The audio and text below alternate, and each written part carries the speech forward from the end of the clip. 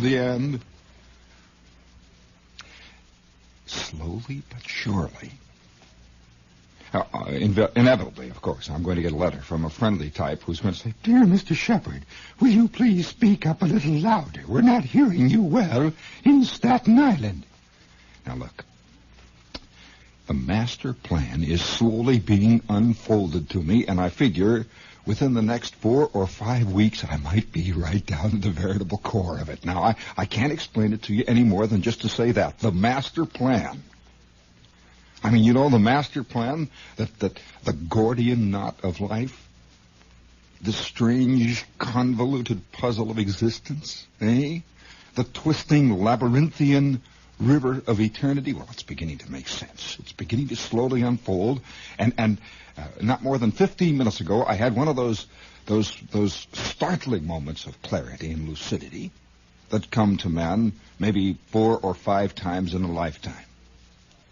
Now, this problem of the moment of lucidity is one that has been bugging people for many years.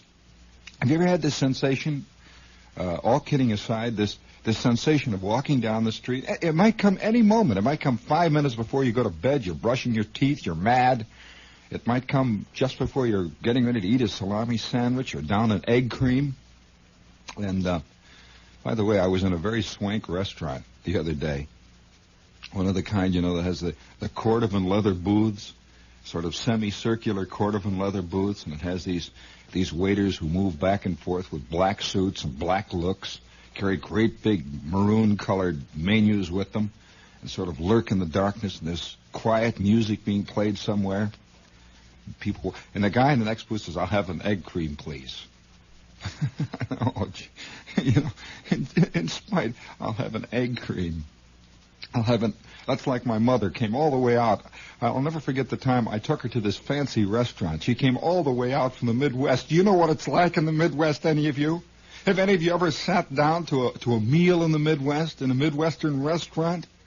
Well, here I figured that she had come out of the desert. I was in the East, the effete East. The East of golden promise. What was it that Thomas Wolfe used to call Manhattan? The enfeebled rock. And I was here. I mean, we're all here. You realize how fortunate we are. We are the fortunate few. I mean, out of the billions of people who live all over the world, you realize how lucky we are. We're here. You're you. You just think who you could have been. Oh, boy, you break out in a cold sweat when you realize how lucky you are to be so, so real and right. Oh, come on, let's cut out all the fooling around. Let's admit it. Let's cut the kidding out, huh? Let's cut out all this jazz, all this editorializing, and let's admit it. Here we are, we're us, and by George, we're sure. All right. Well, anyway, my mother, living out there in the great inverted bowl of the Midwest, was still in the center of the veritable storm eye of the desert itself, right out there in the Midwest. I guess you don't know what it's like. But sometimes out in the Midwest, night goes on for over 4 months. And all you can hear is the sound of the natives chewing. And once in a while lowing to one another as they bump on the street corners. And then they move apart and search. It's the eternal quest, of course. Oh, by the way, how are you doing in your quest? I mean, the search.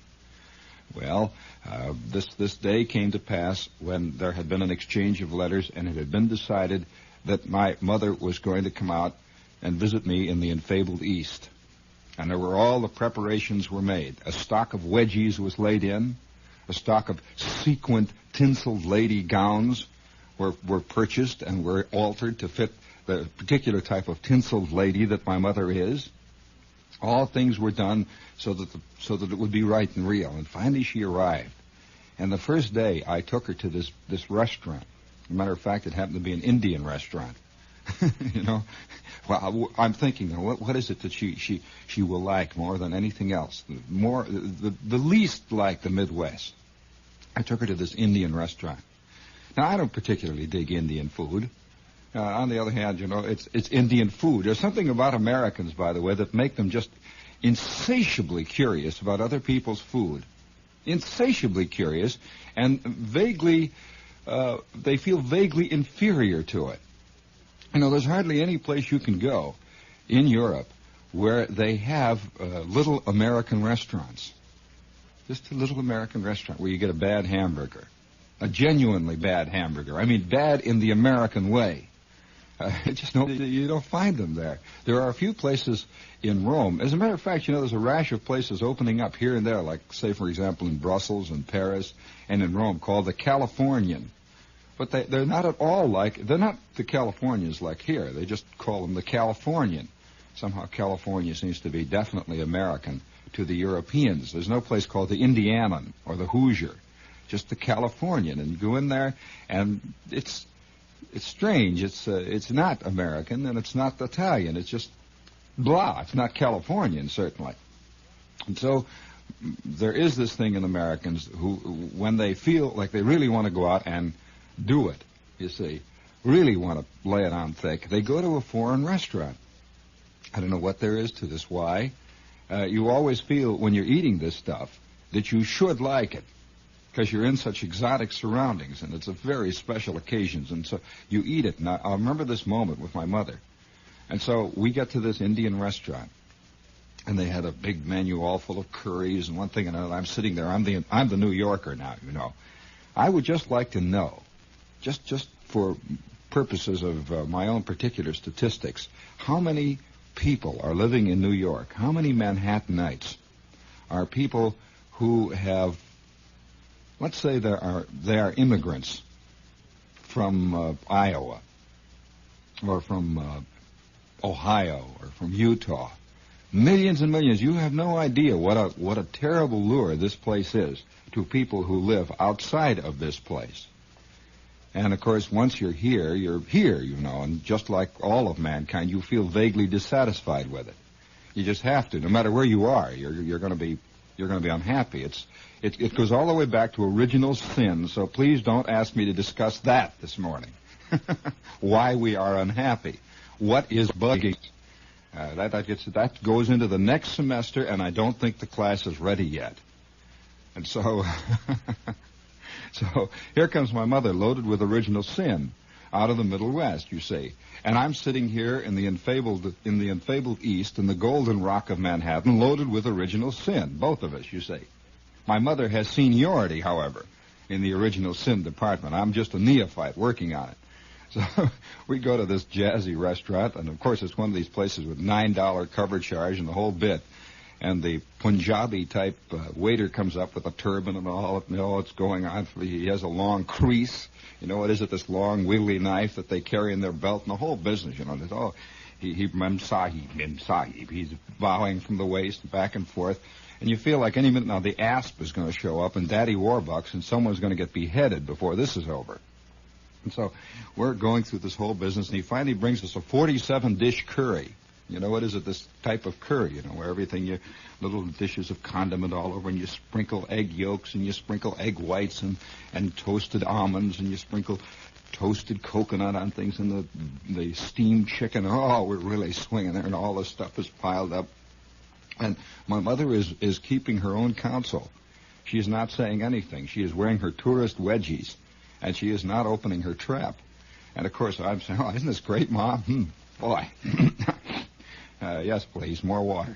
Isn't this great, Mom? Hey, how about some water here? Have you ever had 17-dish curry? You need nothing but water. You squeeze it down. Hey, Ma, isn't this great?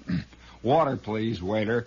And you're eating away there, and the lights are dim, and you can hear Indian music being played from the loudspeaker, and suddenly she says for the first time what was really on her mind. I knew something was bugging her. She says, I don't like to put on the dog.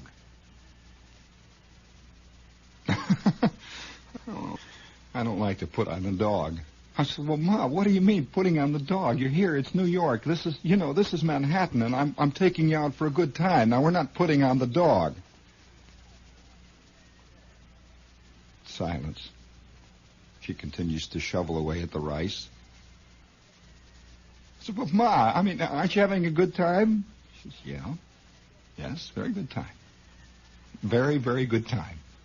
And it's that kind of statement, it's the kind of look in the eye that says, yes, I am having a good time. And slowly the walls are beginning to sink down into the thick carpets. And the Punjabi waiter looks exactly like the guy I've been buying my egg creams from in this little chromium-plated joint at 7th and Broadway ever since I came to New York, you know. The same guy who sells me. And so it just not working. And I said, well, Ma, look, Mom, why don't you relax? And there's a long pause, and she says, why don't you? I said, but I am relaxed. I'm relaxed. Look, all those people. See, look, this is New York. This is the way people in New York live. And all the while, people from New York were coming in and out of this restaurant. And she says, they're all putting on the dog. All of them putting on the dog. And I don't like to put on the dog. And 10 minutes later, we're out in the cold, sweet air of 7th Avenue, bitingly. That air is sweeping over us. And I had nothing more to say. I began to slowly understand that all of mankind is in one way or another putting on the dog. Do any of you happen to know the meanings, the origins of that expression? Are there any people out there who are dog putter-oners? And so I'm beginning to see, you know, as it begins to unfold, that there is a meaning to this master plan. I'm not going to be the one to put on the dog. There is a little meaning in it. And I'm getting into a cab not more than 25 minutes ago in a moment of lucidity. Real lucidity. You know that kind of lucidity that you have that lasts for about 15 seconds? Just suddenly everything is clear and brilliant. The ideas are like crystal. They're carved out of beautiful stone. And they're apparent. And then a minute later, you've forgotten what they were. And so I'm getting in the cab, and then I begin to realize that there is a master plan, that I am being contacted by the infinite. I get into a cab, a little Studebaker, a 1959 Studebaker Lark that was all battered, pushed in, bumpy, and kind of dirty, but nevertheless doubtfully struggling through life. A little yellow cab. I get in, and just as I get in, I see the name on the door of this cab company in red block letters inscribed on the yellow background. I had gotten into an aggressive cab. Believe it or not, I rode here to the station in a cab marked the Aggressive Cab Company. And as we approached the studio, it was beginning to soak in more and more and more. The aggressiveness of this cab that I was in, and the aggressiveness of the entire life that most of us are trying to lead. And I began to understand, too, that there are two types of people. There are the aggressive and the defensive. There are those who are always slowly running backwards. Always, they appear to be walking towards you. Have you ever known a guy who seems to be walking towards you, and as he walks towards you, you get the distinct impression that he's running backward as fast as he can? There are the aggressive and there are the defensive. There are those who are up on barricades, waiting to see the whites of the... Oh, here comes another one. The whites of the... Don't fire yet. Give him a chance. Let's see whether he's a friend or foe. Are you smoking more now, but enjoying it less? Oh, there he goes. Then you should change to Camel. Have a Camel cigarette. Yes, have a real cigarette. Have a Camel. Have a Camel. Have a real cigarette. Have a Camel cigarette. Today, Camel is the best-tasting cigarette of all. That's why you get complete satisfaction each and every time you light up. The best tobacco makes... No, there's just nothing I can do about it. I can't help it. I can't go away from it. I cannot retreat from it. I just cannot escape from it. I've tried to. And I can't do it.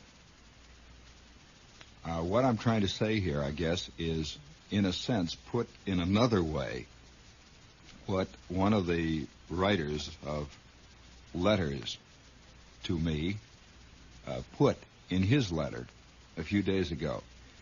He said, you know, Shepard, he said, I can't help but feel that you look at life exactly the way I do, and that is you look at it as one big circus. Now, there's nothing wrong in that. For some reason or other, I have noticed that people who cannot look at life that way vaguely suspect that there is something very deeply wrong with people who do. And they also feel that there is something not quite trustworthy about them. And they're probably right. They are probably right. I can't explain it any more than to say that there are a few people I have known.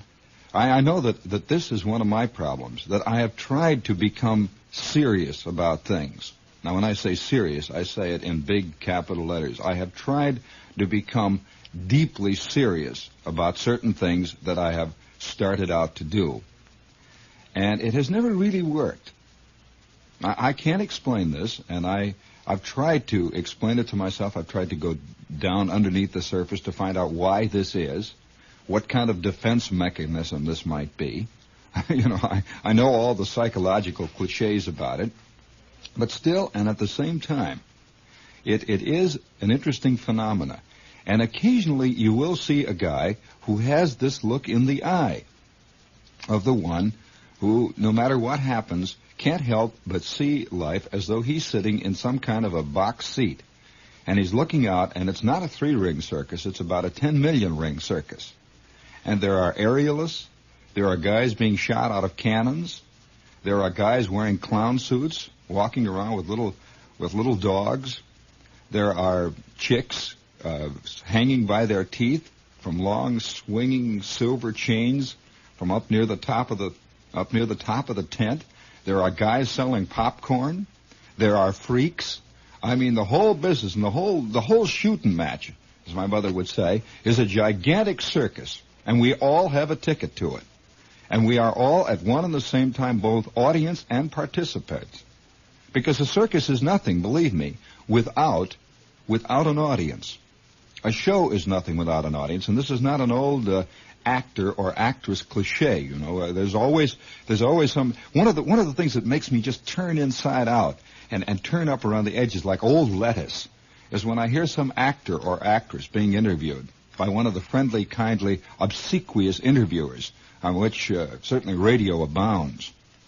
And the interviewer is always saying, well, Miss Stanley, we all know that you're a magnificent woman and a magnificent actress and a fantastic artist and a much finer human being than any of the rest of us.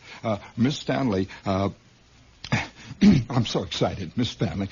Miss Stanley, could you tell us how it feels to be such a fantastic, magnificent, magnanimous, fully rounded, endowed actress? I mean, how does it feel like? And then there's a pause, and she says, well, I first of all, I'd like to say that I do everything that I do for the wonderful audience.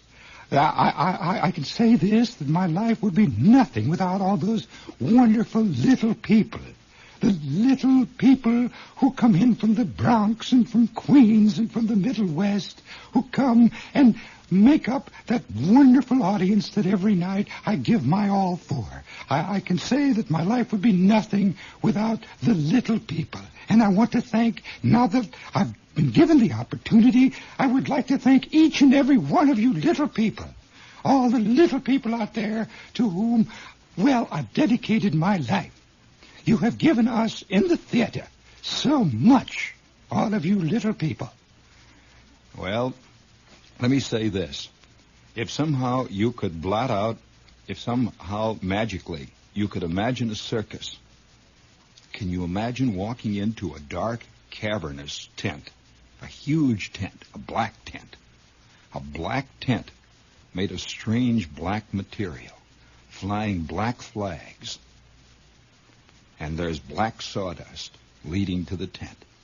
You walk in a black night this tent, and you notice that there are lights, beautiful colored lights, red, green, yellow, orange lights, and you hear the sound of a calliope playing.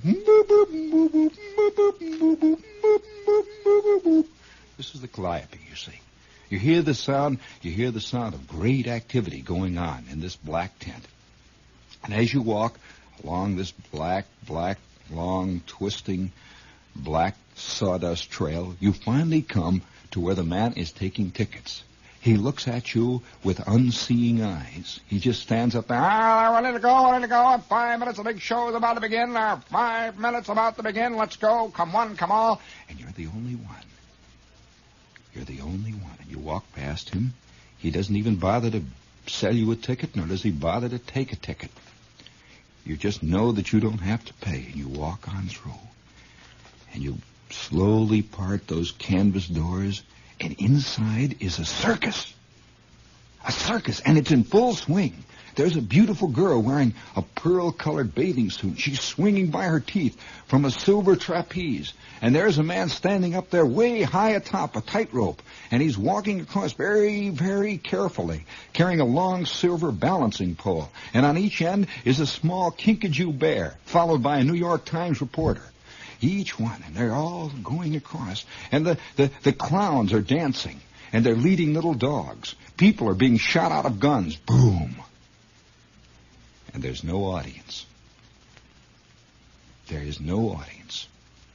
And somehow you know that you're not even an audience, that you are invisible and do not exist. Impossible. Impossible. It can't be, you see. It's a frightening thought, isn't it? It is a frightening thought that there is a show without an audience. And so you see the ludicrousness of this. It is impossible to create same. It's just like creating an ocean without water. You cannot do it. Can you imagine an ocean or a desert without sand? Just doesn't exist. Does not. A hot day without heat? No.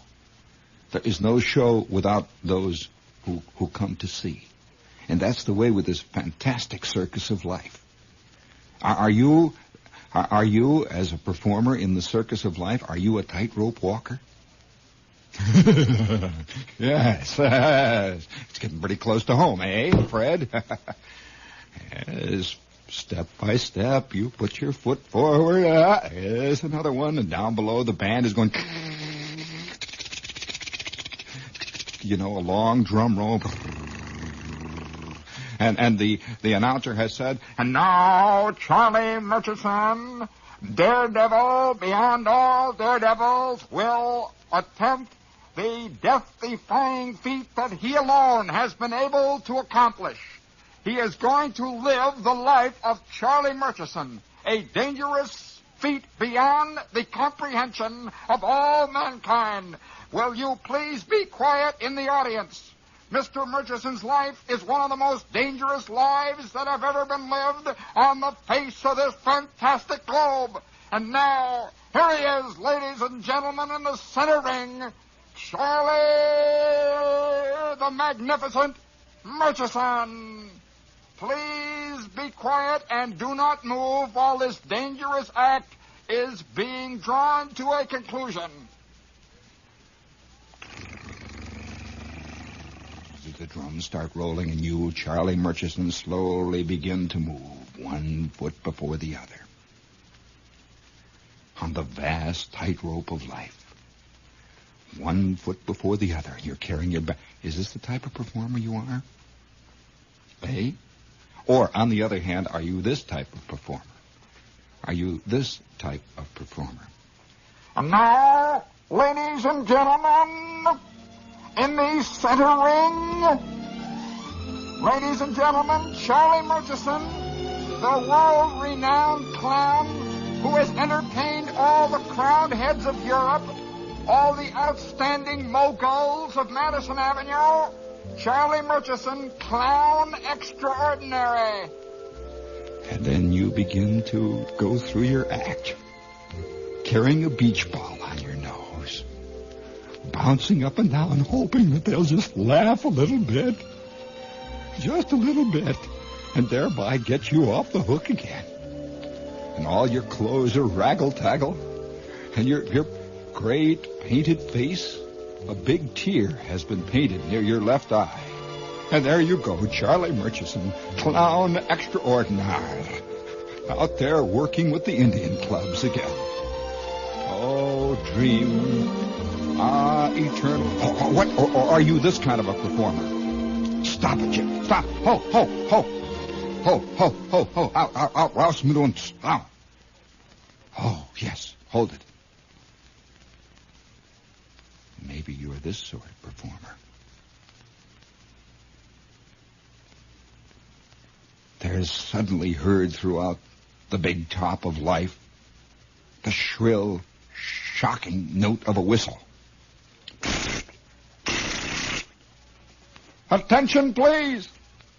May I have your attention, please, ladies and gentlemen? Daredevil, Cannonball McAleer, James McAleer, citizen ordinary, will now attempt the death-defying, fantastic feat of being shot out of the mouth of an 88-millimeter cannon, unaided by nets, and unaccompanied by any artificial means whatsoever. Ladies and gentlemen, this particular feat has never before been attempted by any mortal human being in the gigantic circus of life. We respectfully command total silence while this death-defying feat is carried to, we hope, a successful conclusion. And then slowly the drums begin to roll. This time in a funeral dirge.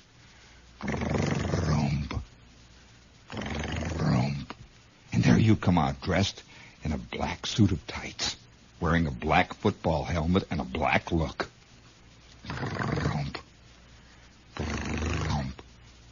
You stand there before the crowd and you bow graciously, as Boris Karloff would bow, to the left, to the right, and to those in the center, with infinite dignity and with infinite sorrow. You're about to give your all. And then several men dressed as a firing squad, dressed in ceremonial fatigues, wearing ceremonial beards, lead you to a platform that leads to the breech of your gigantic cannon from which you will be shot. With a last wave, joie de vivre, you are inserted into the breach. And the drums begin to roll faster and faster. Grump, grump. Maybe this is the type of performer you are, eh? Uh-huh. In the vast circus of life. I have known several. One-shot men. And then, how about this type? Maybe you are this type. This is the type who scurries through life, scurries through life, hardly seen by the others. His voice is the only thing that is heard, and occasionally, when something is needed, he is there to provide that small service. You know, many people retreat from life by being always of service. That's all they are. They just want to be of service. Just let me help. That's all. Just don't hurt me, but let me help here. There, easy boy. Let me tie your shoes for you now. There. Let me smooth your. Hey, this is another type, scurrying through life, and you see them. You see in this vast circus of life. Actually, you don't see them because they kind of get in the way of the main view. But when you need them, they are very handy. They are wearing white hats, and they're wearing white coats, and they have big bags slung around their shoulders, or maybe a big box. And sometimes the bag contains popcorn. Other times the box contains fresh hot dogs, or maybe a small refrigerator full of beer. And this type is going around, ice cold beer here, ice cold beer, yeah, ice cold beer, ice cold, we got an ice cold. How many? 2? Hey, would you please pass this down the aisle? Come on. Ice cold beer. Always opening beer bottles, always passing ice cold beer to others, always trying to make change on the run, and always trying to keep out of the line of vision. Ice cold beer? Oh, excuse me, ma'am. I'm sorry, ma'am. Excuse me. Get out of the way, will you, for crying out loud? Get out of my way. I'm trying to see. Can't you see? Ice cold beer, ice cold. Are you this type of performer? Hey? And then there's another type, of course. There's a very definite type of performer in this vast circus of life who is not even inside the tent, you see. He's not even inside of the thing. He's standing out in front. He's wearing a checkered vest. He's wearing a derby hat. And he is shouting, 5 minutes of big shows about to begin. 5 minutes of big shows about to begin. Hey, everyone, come on, come on. The big show's about to begin in 5 minutes, 5 minutes, 5 minutes, 5 minutes. Let's go. And 5 minutes of big show's about to begin. Hey. Maybe you're this type of performer. This town abounds in them. It abounds in them. Did I tell you about the guy I met a couple of weeks ago who had the Castro account? Did I tell you about the guy I met about 3 or 4 months ago who worked in an agency? Get this one and put this right on the top of your head and think about it for a moment. I will not even mention the agency, nor will I even mention the people involved. But he worked in an agency that handled the Hungarian Freedom account, believe it or not. And he told me that the day that the Hungarian Freedom Revolt came up, the reason that all the confusion resulted and ensued was that the account man on the Hungarian Freedom account was out of town on a 3-day trip to the coast, and they couldn't contact him, and they didn't know what to say to the Hungarian freedom fighters as they were being shot between the eyes. And I said, what are you talking about? He said, well, we had the Hungarian account, the Hungarian Freedom account. I said, you mean the Hungarian Freedom account was handled by an agency and it had an account executive who handled it? So, of course. Can't you just see the president of the country getting on the phone, calling up his agency and says, now it hit the fan. It has hit the fan. Will you please get a hold of Murchison, the Hungarian Freedom account executive? Hurry up, for crying out loud. Either that, or the agency man is red hot calling the president, and he is saying, look, our business is public relations. How much trouble do you think we can get you out of? And so maybe you're one of those performers who is not even somehow involved in life and somehow thinks that life is one vast mercantile situation, one vast market upon which you can only capitalize if your voice is loud enough. Hurray, hurray, hurray, hurray. Maybe you're this type of performer. More and more. And then maybe you're this sort. This is another sort entirely. There's another kind. There's another type. And this type usually actually is, well, let's put it this way. Let's see this type of performer as she enters the ring. The big announcer, the tall, thin man wearing the black cutaway coat and the white high water pants, carrying the whip, wearing the long silk hat, steps to the microphone and he says, ladies and gentlemen, now the world-famous bareback rider, Madame Lazaza, the most beautiful world-famous bareback rider in all of circusdom, is now set to entertain us in the center ring. And then the band goes, and out comes this big, beautiful white Percheron horse with large brown liquid eyes. And there is this chick.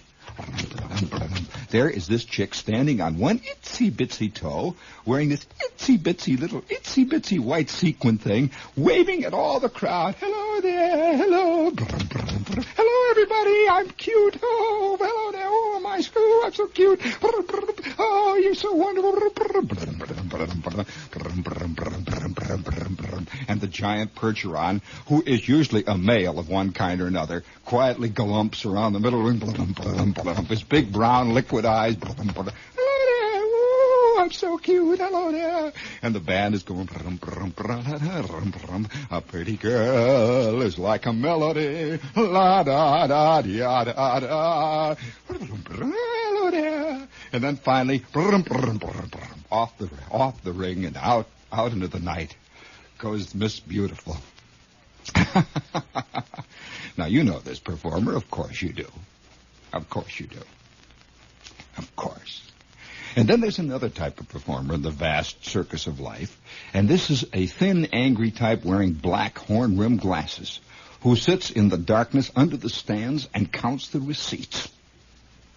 And sits there with the comptometer machine at her side. Boing, boing, boing, and all the while the band is playing. She hears it, she's part of it, but she never sees it at all. Boing, boing, boing. Ah, oh, vast circus of humanity. Oh, vast centered ring of life. La, la, boo, bee, la, do, do, do, do, ba, ba, ba, ba, ba. Ah, la, dee, dee, dee, la, ba, ba, boo. Ba, ba, ba, ba, ba, bee, ba, boo, boo, boo. Oh, I'm always chasing rainbows. Oh. What do you mean I'm always chasing rainbows? I know what I'm after. Huh. Oh, yes. Oh, there are other performers, of course. And some of the saddest ones of all. The last clown has disappeared. The last bareback rider has gone into the shadows of the tinsel tent, the tinseled work and sleep tent. And then on the scene come these people in the rumpled clothes. On the scene come these guys who are vaguely shaggy and these women who are very lumpy, carrying pails and mops. And you see them moving around in the darkness, sweeping up. And you know what they're sweeping up? Sweeping up, hosing it down, working away out there in the darkness. Just working their lives away, sweeping up the mess that everybody else has left behind. Sweeping, grubbling. And I would venture to say that this is probably the greatest percentage of all. This is the greatest number of all the performers. The sweepers up. They're never even awake when the show is going on. They don't come to work till 3 o'clock in the morning. Philosophically speaking, the show has long since passed when they pack their simple lunches, their sad, simple peanut butter and jelly sandwiches and apples, and their 5-cent pies, their pints of half-cold instant coffee. And they pack it all into their lunchbox and they go off to sweep up, just to sweep up. And these people begin very early in life, you know. In fact, every one of the performers begin early in life. The little one standing on her toes on top of that perch around, was doing that at the age of 2 and being encouraged. Isn't she cute? And all the while she's galloping around the center ring in the living room for whatever frustration she wants to work out. And all the while, the little kid who is 2 years old is already beginning to retreat to the spot directly behind the potted palm where he is preparing to sell his popcorn. Oh, somebody needs a popcorn there, or maybe a sandwich. I'll go get it for them, and they won't be mad at me then. I'll get some candy for them. I'll make things happier. And all the while, some little kid is preparing to be shot from a gun. As he does his only little thing that he can do, and that is stand on one foot on the window ledge 3 stories above the street. Hey, get him off! What's the matter with you, for crying out loud, Donald? How many times have we told you to stay off that window ledge? Donald is just preparing to stand on the window ledge all of his life. Donald is prepared to be a one-shot man. But boy, what a shot. That's all Donald is preparing for. And then, of course, as you slowly grow into your role, the the externals begin to be fused one into the other until you can hardly tell the girl standing on the bareback horse from the girl down below there, who tries to look like the girl standing on the bareback horse, but who nevertheless is chained eternally to her mental comptometer machine and is eternally counting the eternal tickets, no matter how she dresses.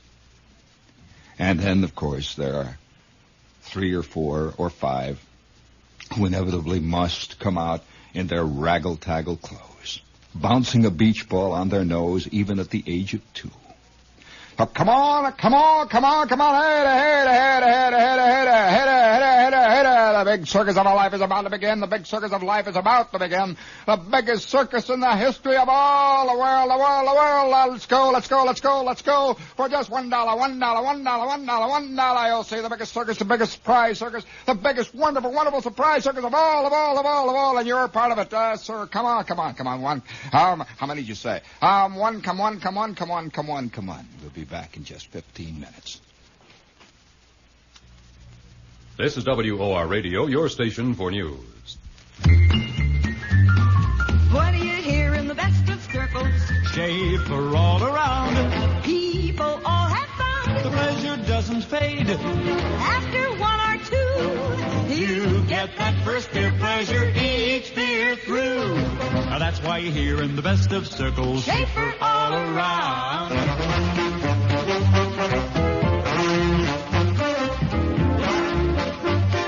Schaefer invites you to watch the parade of American history at Freedom Land, USA. Along with the recreations of great events of our past, Schaefer has been invited to show you as it's brewing in 1842 and as it is today.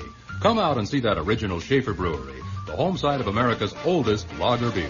And while you're there, pick up an entry blank for the Schaefer My Best Gal contest. It's exciting, easy to enter, and valuable prizes can be yours. This is WOR AM and FM New York, owned and operated by RKO General. See the 4-star motion picture Song Without End, together with a magnificent stage show, now at Radio City Music Hall. Song Without End. At the WOR time signal, 1 o'clock.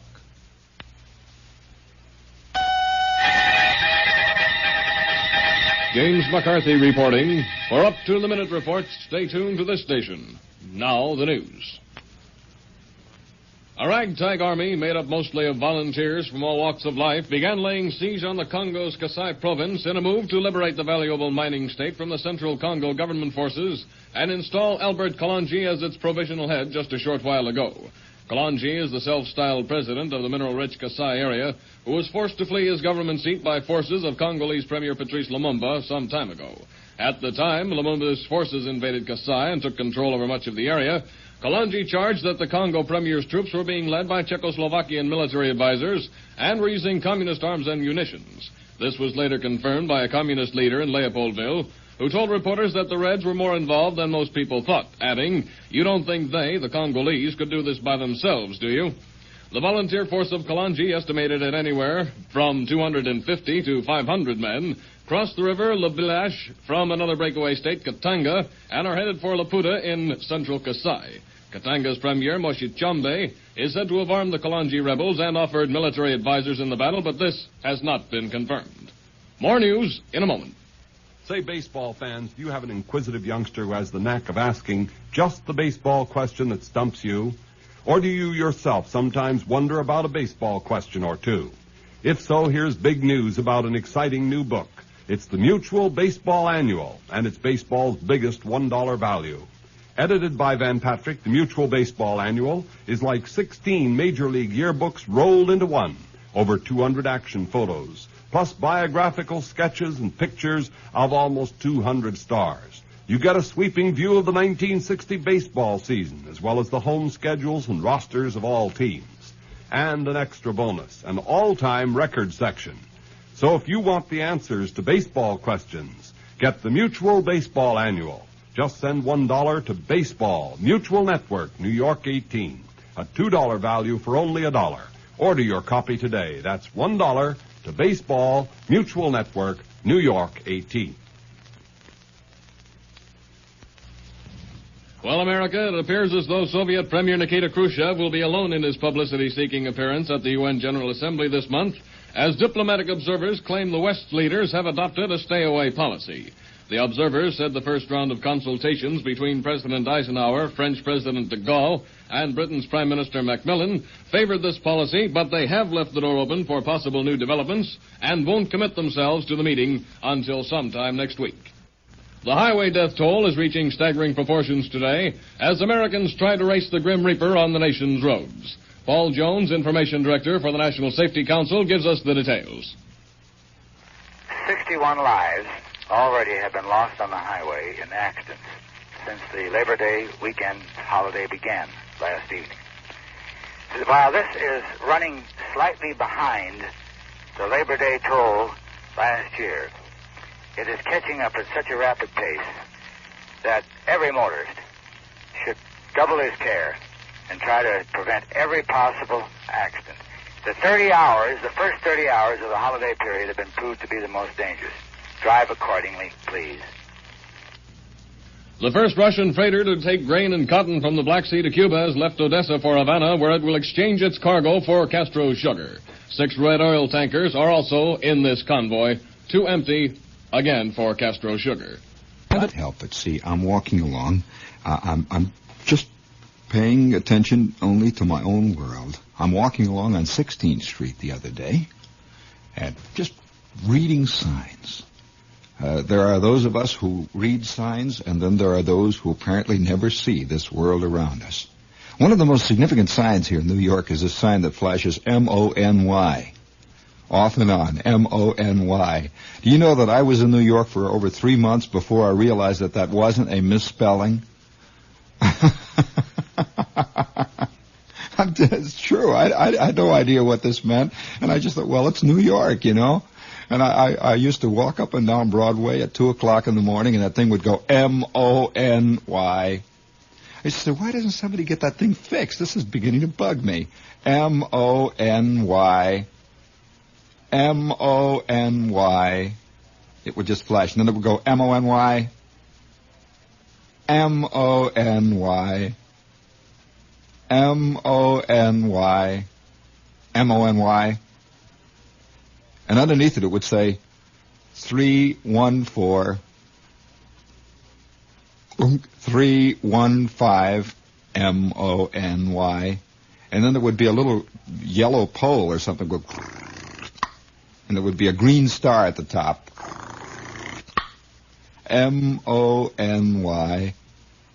And I'm walking along Broadway trying to figure out why aren't they getting that thing fixed. Everybody is seeing it all over town, this misspelling. It's just awful.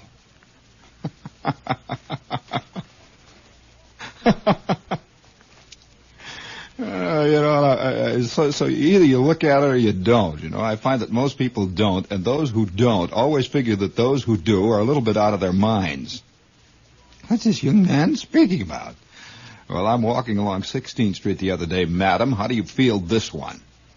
I'm walking along 16th Street on the west side, and I notice in through one of the doorways, you know, that there's the little ante room or the lobby into one of these office buildings where there's the automatic elevator that goes up and down, and there's this big directory hanging in there with all the little white letters, and it tells where everything is. And then there's usually 2 or 3 big signs that say barber shop to the right or coffee shop to the left, or there's an arrow that points and says telephones that way. Has it ever occurred to you that one of the major industries of New York is telephoning? Honestly, it really is. One of the major industries here in New York City is just plain telephoning. I don't mean getting anything done about it. I mean just telephoning. There's always a line of people standing in front of a telephone booth telephoning. If you could somehow get a corner on that market, if you could collect 1 cent on every one of these don't worry, somebody is. Excuse me, madam. I can't help it, you know. Don't feel sorry for the phone company. They have little itsy-bitsy pink phones now that light up in the dark. I could see Wallace Beery. He rushes into this room to make a phone call. Some disaster has happened, and he grabs a hold of this little itsy-bitsy, this little jonquil yellow phone, the one that lights up in the dark. He's trying to dial it and his finger can't fit into the... Come on, man! Now, come on, man! What's the matter with this phone? And his finger is caught in the dial. Excuse me, madam. So I'm walking along 16th Street, and I look in there, and there's a big sign that says coffee shop, and there's another big sign that says barber shop that way. And then above it, there's a sign that says the Margaret Sanger Bureau. And there's a great big blue and white sign, and all it says is fertility, 1 flight up. Well, I saw that one, and I walked down a little ways, and then this is beginning to soak down into my consciousness. You begin to understand the nature of our fears. Who would like to shoot an arrow into the air with me? I mean, not worry much about where it lands. Just up it goes. M-O-N-Y. M-O-N-Y. M-O-N-Y. 316. Well, I suspect, though, however, that these are the little secrets. Speaking of secrets, we have with us today the Village Voice. We've been keeping it neatly secret here for the past 16 minutes. And we have with us the Village Voice today. And in case any of you are interested, on the current issue of the Village Voice, the front page, I have a small sketch which I did of the new Village Voice office. I would like to point out that if you are visiting the village over the weekend, this is the day that the big art show gets underway down there, officially that is. And right in the heart of Sheridan Square now, directly across the street, as a matter of fact, it's directly angling across the street is the Paper Book Gallery. But the Village Voice has a new office. And more than that, I'm of course, my involvement with the Village Voice. Did I ever tell you how this first started? This is something that might be of some interest to you, but it's a strange thing how a long involved period of your life will begin. Usually it begins quietly on cat's feet. Often you're not even aware of it. And I'll tell you, I was not aware of this when it happened. I used to do the all-night radio show here at WOR, as you know. Funny thing how I got involved in that, too. That's another story which will wait for other days of revelations to come. Revelations, of course, in capital letters, ancient carved stone letters. But I was doing this late-night radio show, and I was hot. Boy, we used to do it out at Carteret, New Jersey. And I don't know whether you've ever worked out there, Jim, but in August or in July, when the Carteret, New Jersey transmitter house has really worked itself up to a lather, about 2 o'clock in the morning, when the heat is laying over the Jersey bogs out there, it is just unbelievably hot in that building with that 50-kilowatt transmitter going and no ventilation at all. And I used to sit out there wearing nothing but a pair of shorts and work all night, just slave all night, trying to dredge things out of my mind, trying to see what was right down there in that dark little... Have you ever read Freud's definition of the id? You know about this little thing? This beautiful definition. I remember when I first ran into it. I would suggest if you're looking up things today, I would suggest you look up Freud's original definition of id, and you will find that there are many poetic overtones to this thing, and it describes that little gray, furry creature that's within each one of us, Jim. That little gray, dark creature, which none of us really know anything about, which has no connection with logic, which has no connection with morals, which has no connection with the learned way of life, but which nevertheless lurks underneath that surface of each one of us, even you, madam. I have no idea what you're talking about. I have no little gray, furry creature living within inside of me, Mr. Shepherd. Oh, no.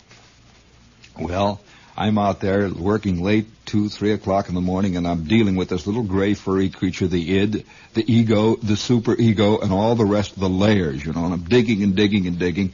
And out of the darkness, one late night, oh, boy, well, it must have been 4 o'clock in the morning, I got a telephone call from this guy. And all he said was, I'm Ed Fancher, and I have this little unsuccessful newspaper, and I sure would like to have a piece from you once.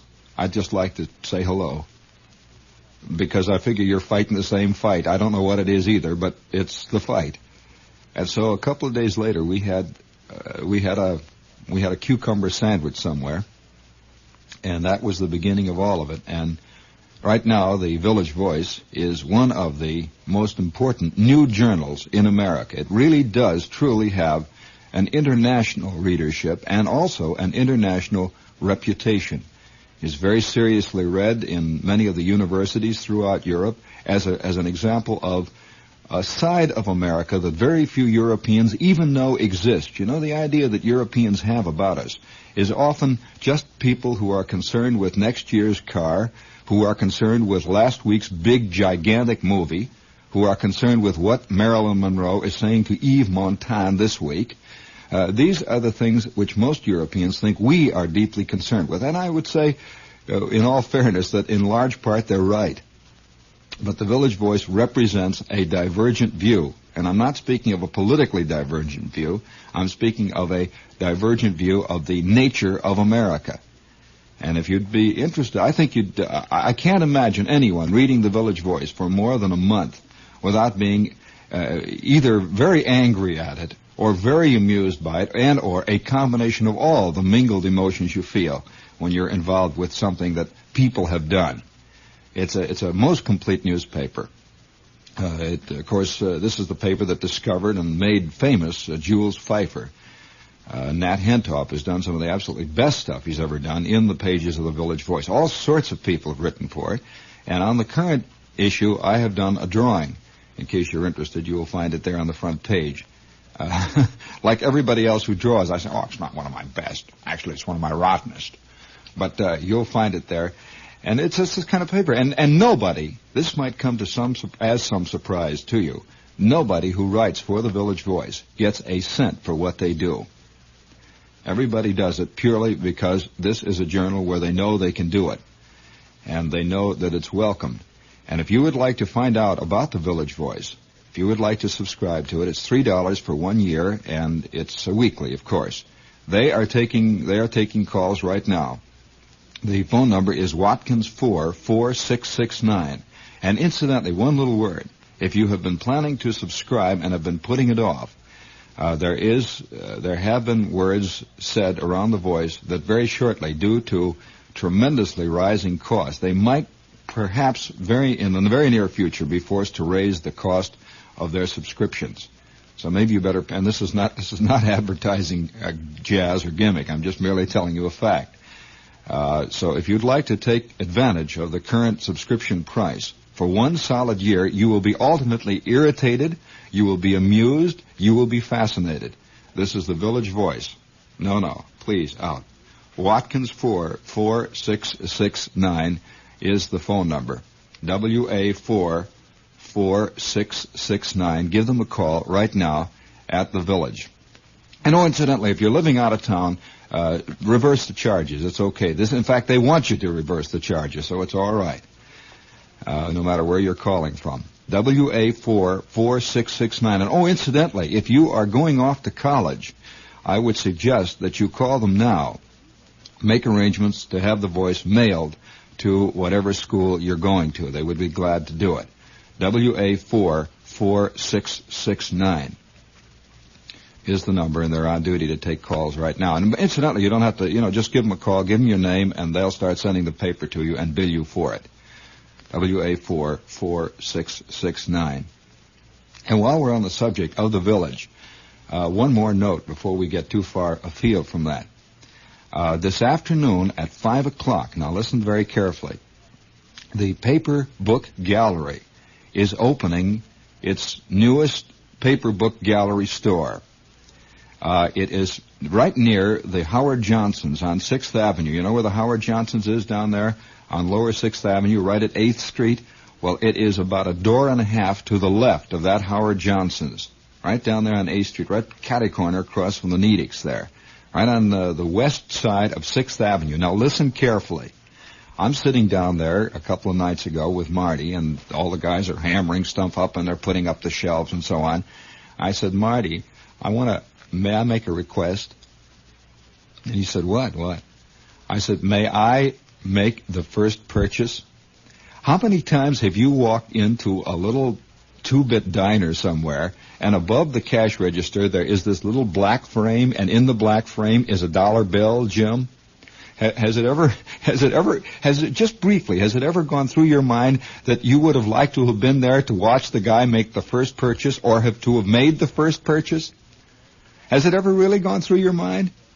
Well, I just couldn't help but say, look, Marty, unless you have lined somebody else up to make the ceremonial first purchase, can I do it?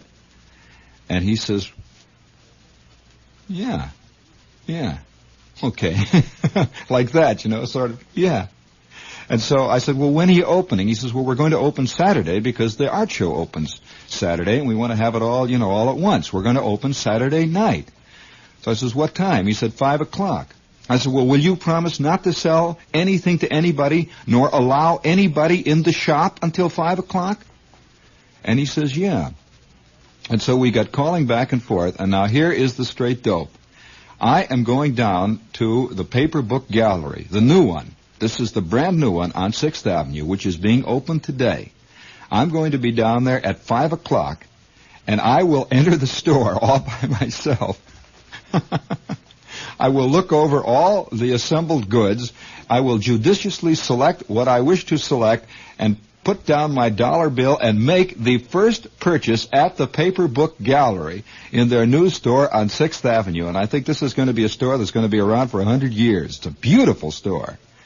And I think it's a tremendous, it's one of those things. I've always wanted to be the first guy across the new George Washington Bridge. Never will be, I've always wanted, can you imagine who was the first guy who made it across the Triborough Bridge and who paid the first fare? This unsung hero someplace. And you know that there is a whole group of people who travel to openings all over the country and who compete with one another to be the first to travel through the open ribbon, when the ribbon is cut. Oh, he drives out in his car and drives like mad. The first guy who drove down the new New Jersey Turnpike. You know that there is a club of people who do this? And they compete one against the other, and they're very well known to each other. You know that there's a guy who hasn't missed a bridge opening in America for over 30 years, and who has been first across over 20 bridges in America? This is a true unsung hero. He has never been on the Ed Sullivan Show. His fame is his own, but by George, he's there, he knows. And I'm going to be the first to buy something. Wouldn't it be fantastic? You know what I'd love to do? I'd love to walk into the new Paper Book Gallery, and walk all up and down, and all the people are waiting for me to make my first purchase. And then they're looking in, and Shepard is walking around, and the word is getting back. He's in the Kierkegaard section now. Oh, he's looking at Camus now. He's over in the dramatic section. Well, what's he buying? He's talking to the clerk now. It looks like he's getting mad. Something's wrong, Fred. He's getting mad. Shepard's coming back out. He's coming back out. He's walking through the crowd. He's on his way to the 8th Street bookstore. Shepard is not buying anything for the opening purchase at the Paper Book. He's mad. Well, anyway, today at 5, now listen very carefully. At 5 o'clock, I am going to be at the Paper Bookstore, the gallery down there, and I think it should be a gas. I'm going to make my first purchase, the first purchase ever made in this new store.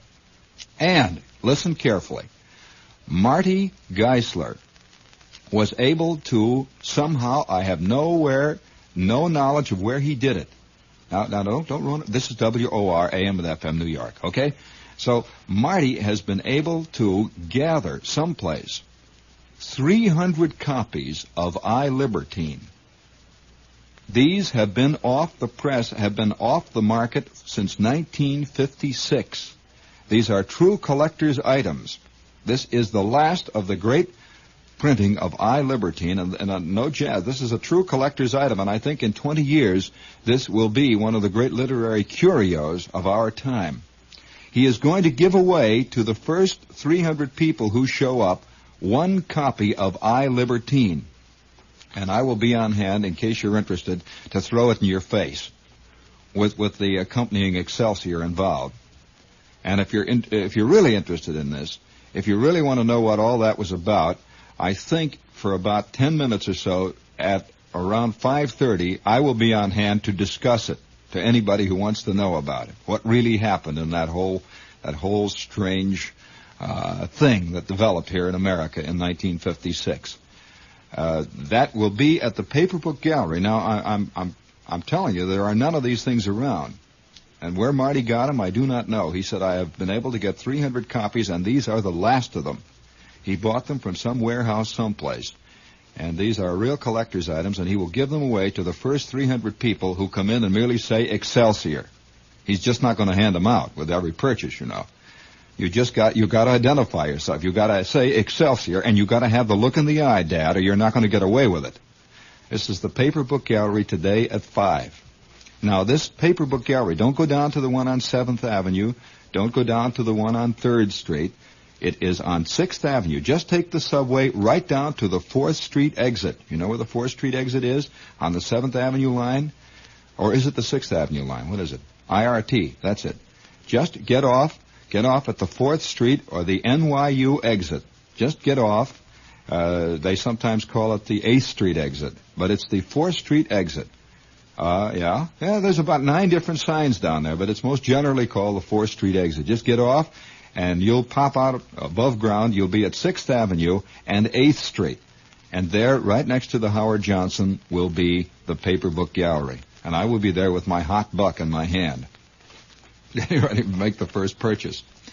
You know, I don't believe that historians generally record the kind of history that really is the history of a people. I think little things like this thing that's happening tonight at the Paper Book Gallery, these are the things that most of us are really involved in, these strange little surrealistic situations. And I have a feeling that something surrealistic is liable to happen tonight at the Paper Book Gallery. Oh, yes, they're going to have a ribbon, a specially selected ribbon across the door. The ribbon will be very carefully cut by a very carefully selected listener. And all of us will charge in and, you know, the first guy will steal the first book. The first fist fight will break out. And the whole mess, you know, the whole mess will start and will go on endlessly then from hour after hour after hour. The whole business of business is... Can you imagine the first... I'll tell you, one of my friends, you know, there's so many unrecorded things. One of my friends at the University of Pennsylvania, who's a famous anthropologist, got back from the great Amazon basin. And he had made a discovery and is now writing a paper on it. And he says it's one of the most important discoveries yet involving the very dimmest, the very beginnings, the very, very the itsy-bitsy seedlings of mankind, the beginnings of all of this mess. I mean, the whole thing. It led to everything. All of it. There are these 2 guys sitting on the shores of this antediluvian lake. It later became known as Lake Titicaca. Lake Titicaca. You know that do you know that I'm walking, just parenthetically I have to put this in, I'm walking along on the east side, up around 78th, something like that, 75th or something, way over on the east side, 2nd Avenue, I believe it was, at 3:30 in the morning, 3 days ago. And all the stores along there are black. They're closed. All kinds of little antique shops and places where they sell appliances and one thing and another. And right in the middle of the block is a store that is not only wide open, the lights are lit in there, the doors are open, and people are going in and out. At 3:30 in the morning, what kind of a store do you think it was? Well, I'll tell you. It was unbelievable, and I'm telling you the truth. This is what it was. The lights were all lit, and I saw that store. I was walking downtown. You know, I was coming from the uptown side, and I see this store. I thought, well, is this an all-night bakery or an all-night restaurant, or what is it, you know? And I just kept seeing it. And I sidled over across the street to be on the side, and I saw the people going in and out. People were really going in and out at 3:30 in the morning. And there was a bright light bulb hanging there in the window. And I get to this store, and what do you think it is? There's a great big sign printed in this awful red print with yellow outlines with a strange-looking zodiac superimposed with stars and moons and all sorts of black hands and everything all over the window. And it says, Madam Titicaca, hand reader, palmist, advisor. Madam Titicaca, hand reader, palmist, advisor. She was doing an all-night, 24-hour-a-day rushing business. I'm telling you the truth. And you could see these people going in and out of there. What were they being advised on at 3:30 in the morning? Well, of course, I'll tell you this. At 3:30 in the morning, this is the time when we all need advice. This is the dark night of the soul, when you lie in your bed and you look up at that dark ceiling, and once in a while, a little beam of light will cross it as a car makes the big bend around the big tree. And you lie there and you say, I wonder, the master plan. Like Titicaca never knew such a world. Well, Madam Titicaca knows exactly what she's about. Palmist, reader, advisor. You imagine yourself sitting in there when all of a sudden she gets a call from the State Department? I'm just, I can't help it. And so these two guys are sitting by the shores of Lake Titicaca. One guy was named Charlie, as far as my friend can ascertain. It was the early version of Charlie. The way it was really pronounced is unpronounceable to the modern tongue. His friend was Og, for the purposes of identification. The two of them sat there and they contemplated their navel, and had been contemplating their navel now for 4 eons. Figuratively speaking, of course. When one would topple over sideways and disintegrate into a pile of bleached bones, he would be replaced by another Og or Charlie. And both of them sat looking out over the gray waters of this ancient antediluvian primeval lake. Everything was gray. The trees hadn't even been invented yet. And the two of them are just sitting there on their duffs, sort of crouched over, hunched, looking. Once in a while, a little gray vapor fog would rise out of the center of the lake. And occasionally Charlie, who was the taller of the two, would go down to the shores of the lake itself, pick up a few clams, and come back, knock them together, and the two of them would sit and enjoy some little necks. Very ancient little necks, and both in and out of season. They were that type. And they both sat there and looked. Until one day it happened. No one knows quite how or why it happened, but it did. Charlie goes down to the shore of the lake, picks up 3 or 4 clams, comes back, kneels down with a cracking of his ancient knees, and begins to devour a little neck. Og sat there respectfully, waiting for his share. Just waiting. Nothing happened. Charlie devoured another little neck clam. And finally, Og, unable to contain himself any longer, nudged Charlie in the lower floating rib with his elbow. Charlie said nothing, but very carefully, very deliberately, and very intriguingly, shall we say, opened his third little neck directly under the nose of Og. And there it lay, that succulent morsel of primeval flesh, ready to be devoured, ready to be enjoyed. Charlie said nothing, but quietly he sipped the juice from the succulent third clam and just sat and waited. Finally, Og could contain himself no longer. He reached out for the clam. Charlie moved it out of his grasp by a fraction of an inch. Just moved it back a little bit. It was the first advertising scheme. Og reached further. And then Charlie, without so much as batting an eyelash, to this day he doesn't know why he did it, motioned in the general direction of Og's stone knife, which Charlie had admired for, these many seasons, being of a particularly interesting grade, variety, and color of flint. And it slowly began to dawn on Og. He moved backwards a little, down on his haunches. You see, it was well known that between the two, Charlie was the much better clam digger than the other. He was talented.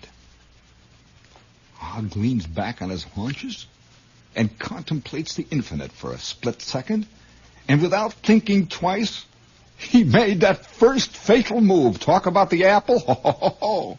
He reached down, pulled out his flint knife, immediately handed it over to Charlie, and made a grab for that succulent morsel of quivering little neck flesh.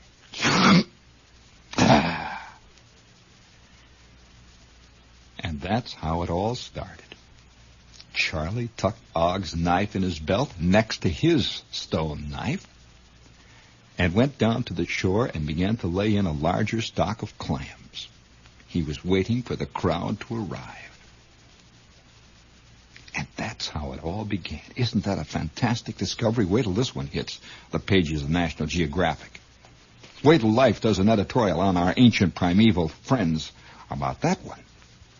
Do you know what this led to? It's led to the paper book gallery opening at 5 o'clock tonight, me going down there to make the first purchase. It's led to the Ed Sullivan Show. It's led to politics, fistfights, and gunfire of all nature, of all qualities. The unrecorded history. Speaking of unrecorded history, what are they going to say about us 1,000 years from now? I mean, really, what are they going to think of us? What are they honestly going to think of you and us together, aggregate, in this vast circus of life? Oh, the American dream. Oh, the American mission. Oh, the dire, dark broodings and the thoughts that lurk deep in the soul of man.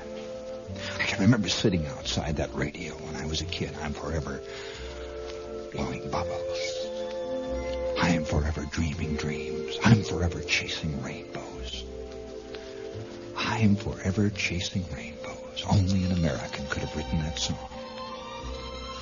And I'm sitting out there listening to my radio when I'm a kid, crouched next to the Crosley Peter Pan model. Believe it or not, our Crosley radio of that period had inscribed in thin, etched gold leaf lines the figure of Peter Pan.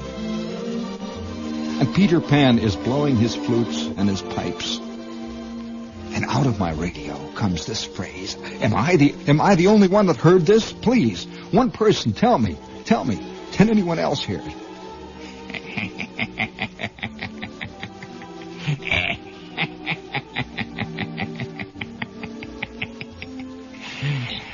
Who knows the evil that lurks in the hearts of men?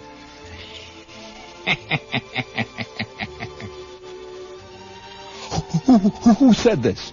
Come on, wake up in there. One of you, Ed, somebody. Who said that? You didn't hear it, did you? Uh-huh. None of you know what I might have said, and I'm not going to be the one to tell you.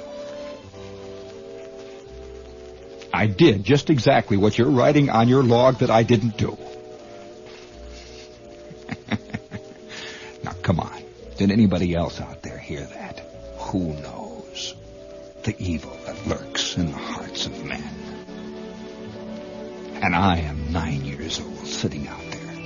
I am right in the heart of my Bobsy twin stage. I have just graduated from Raggedy Ann and Raggedy Andy, and I am just beginning my Wizard of Oz period. I had not yet encountered a true humbug. Who knows what evil lurks in the hearts of men? Yes, it can't be that I'm the only one. Oh, American dream. Cast aloft for a bath there. Oh. Please set that back, Jim.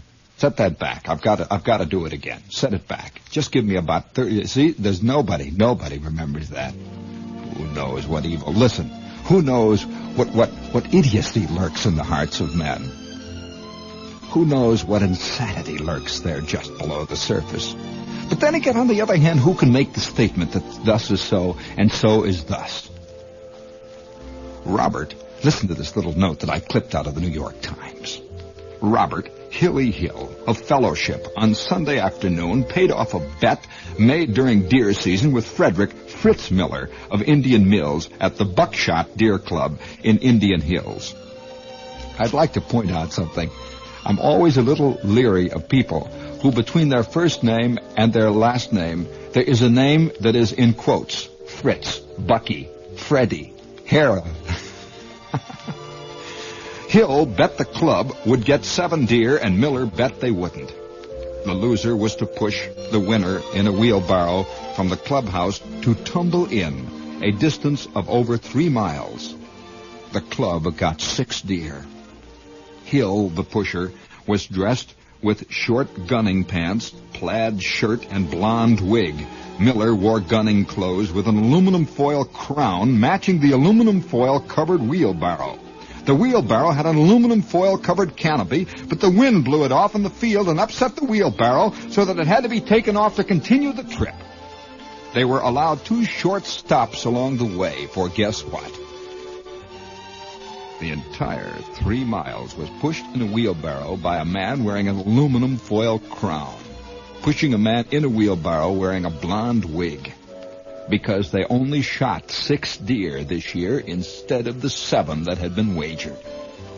A truck accompanied them on the entire trip, furnishing music by Sonny Jennings and his cowboy musicians, all of them wearing 6 guns and 10-gallon hats.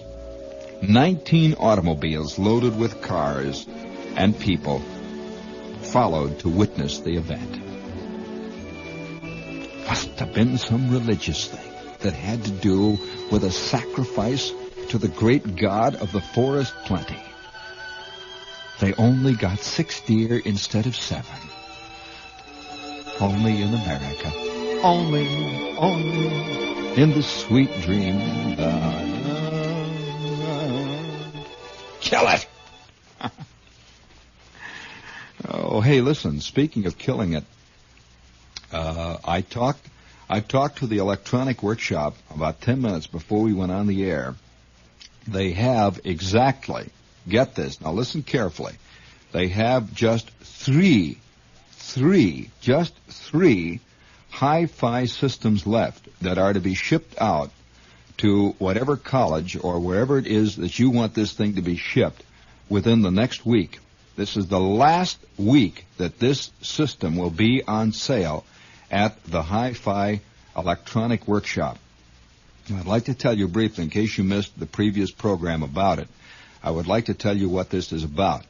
That the Electronic Workshop down on 8th Street in the Village, about 6 months ago, decided that what was really needed in the high-fidelity field was a compact, true high-fidelity component system that could be bought, could be purchased, within the price range of these ridiculous portable or these ridiculous package, quote, hi-fi systems or hi-fi sets that people have been paying out good money for and regretting ever since.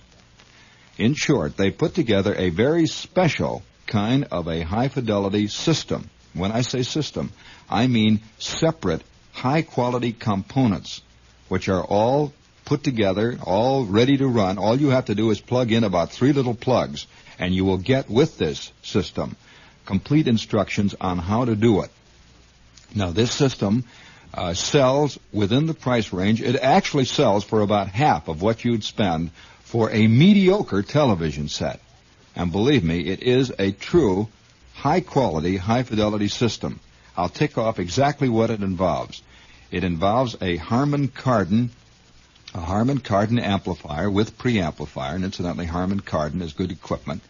It includes an English Garrard 4-speed record changer. This is an automatic record changer with a GE magnetic cartridge, a GE ceramic magnetic cartridge, one of the finest rugged hi-fi cartridges on the market today, with a diamond stylus, incidentally. It also includes a Hartsdale speaker system, and that is encased in a Hartsdale walnut-finished speaker cabinet, and all of it fits into your bookshelf. It's perfect for a college dormitory. Absolutely perfect. It also includes, well, it includes all the wiring, it includes all the equipment, it includes everything for a true hi-fi system. And incidentally, for just a few extra dollars later on, you can convert it to stereo if you wish. Now, this whole thing, the way it stands, if you were to buy it in any one of the, quote, discount stores, any one of the famous discount stores, this thing would cost you around $150. They are putting it out in a package. There are just 3 of them left, just 3 of these systems left. Now, get me, this is the straight story. There are just 3 left this afternoon. They are putting it together in a package that sells for $119. Now, that's far less than you pay for the so-called package units. They wouldn't even come near the quality of this system. All high quality, and it's guaranteed unconditionally for 1 full year, not by the manufacturer, but by the electronic workshop. Now, if you would like to, and oh, by the way, they will send this system to wherever you want it to be sent. If you live in a small apartment, this is perfect because it fits right into a bookshelf. You can stick it any place that you'd like to get it out of the way, and it will work perfectly in a bookshelf. It will work perfectly for a college dormitory. It's spectacularly fitted for that. And if you are going off to school and you would like to take a really good hi-fi system that will really give you years and years and years of excellent service, you better get in touch with them right now. And their number is Gramercy 30140. Their address is 26 West 8th Street in the Village. And they will be open till about 9 o'clock tonight. 8 o'clock. They told me it's only 8 o'clock tonight. It's 26 West 8th Street, and I would suggest that if you want to have one of these things set off and set aside for yourself, you better do it and call them up quickly to have them set it aside and come in and look at it. There is no obligation, of course. If you don't like it when you see it, fine. But I suggest you give them a call. It's Gramercy 30140. And believe me, after this show, this system will never again be mentioned on this program. This is not one of those tricky things. They put it together. They put about 35 of them together 3 weeks ago, and that is the end of it. They make about yay much money on it, just a little tiny sliver, enough to just pay for the postage. And they will send it to wherever you are going, postage-free and guaranteed to work.